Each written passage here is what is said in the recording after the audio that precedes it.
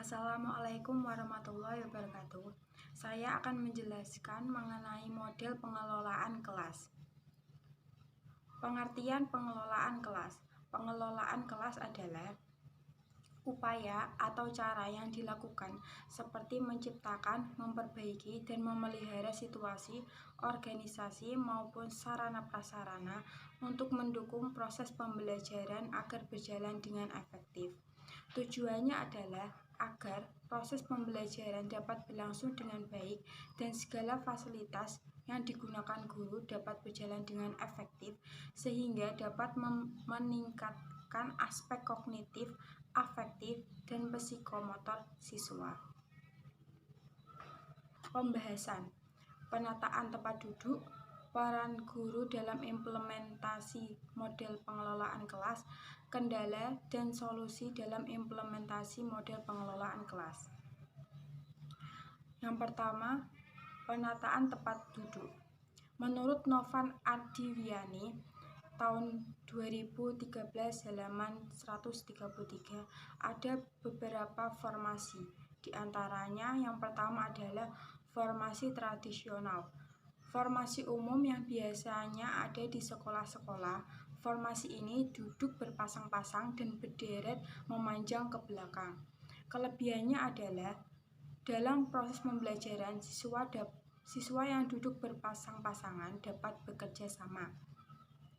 Kelemahannya adalah siswa yang duduk pada barisan belakang belum tentu mengikuti pembelajaran secara efektif karena guru biasanya kurang memperhatikan siswa yang ada di belakang.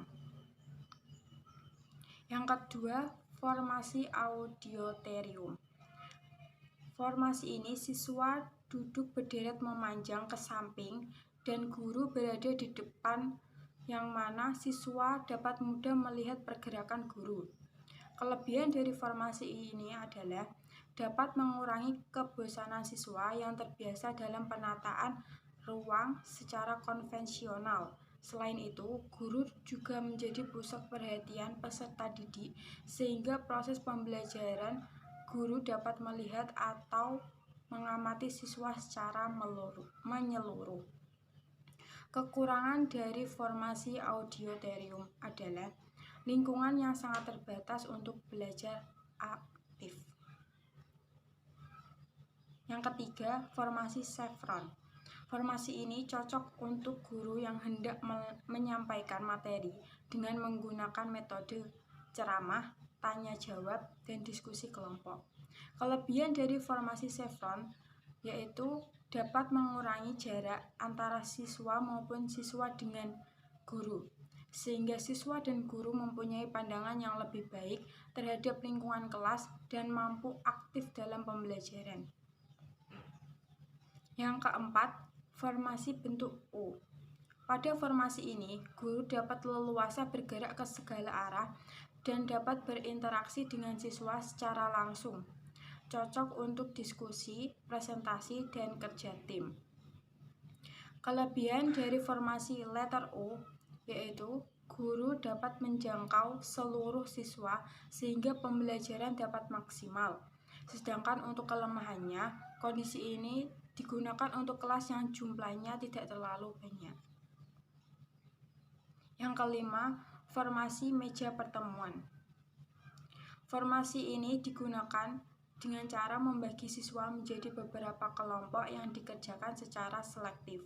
Pada pelaksanaannya, formasi meja pertemuan sebuah kelompok bisa terdiri antara 4 sampai 5 siswa yang dibentuk menjadi 5 hingga 6 kelompok, bergantung dari jumlah siswa di dalam kelas tersebut. Yang keenam, formasi konferensi.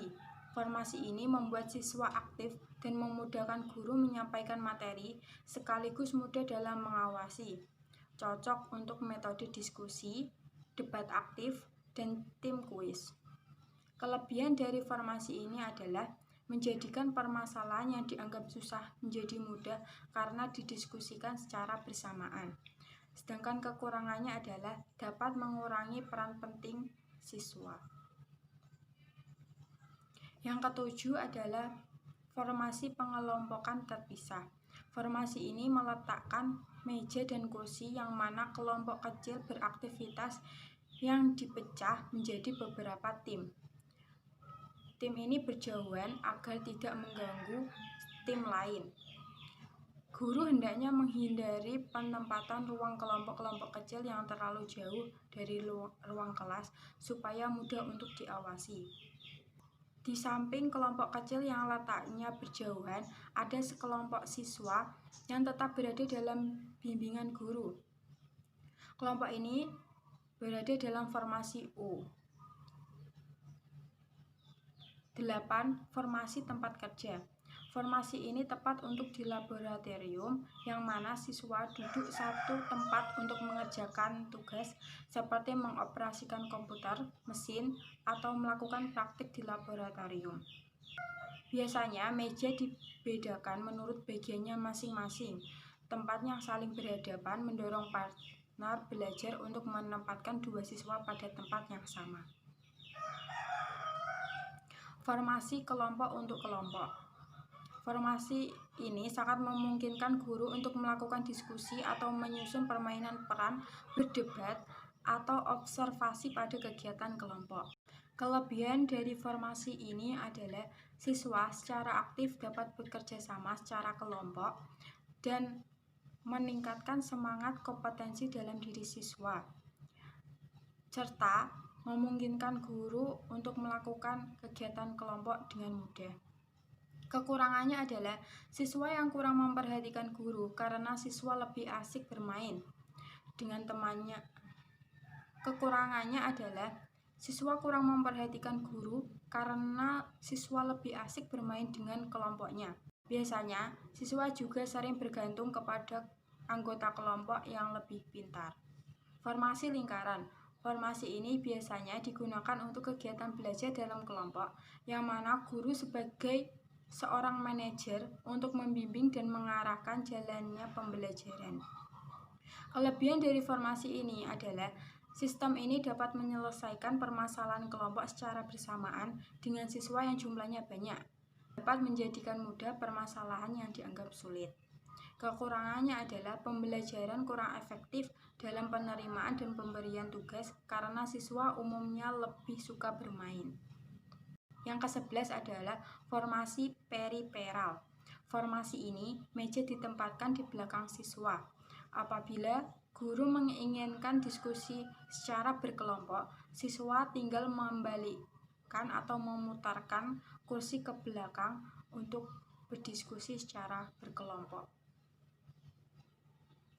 Peran guru dalam model pengelolaan kelas.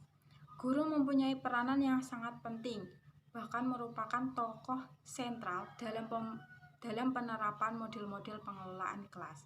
Kendala yang dihadapi guru dalam mengimplementasikan model pengelolaan kelas.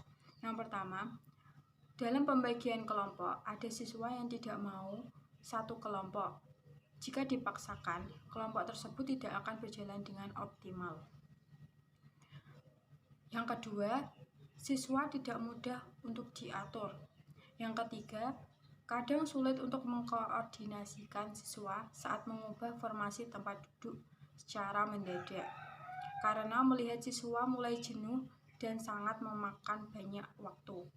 Solusi yang digunakan adalah tidak memaksakan formasi kelompok yang telah dibuat agar siswa juga tetap nyaman dalam belajar, tetapi ditukar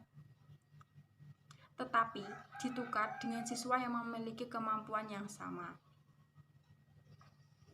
Terima kasih. Wassalamualaikum warahmatullahi wabarakatuh.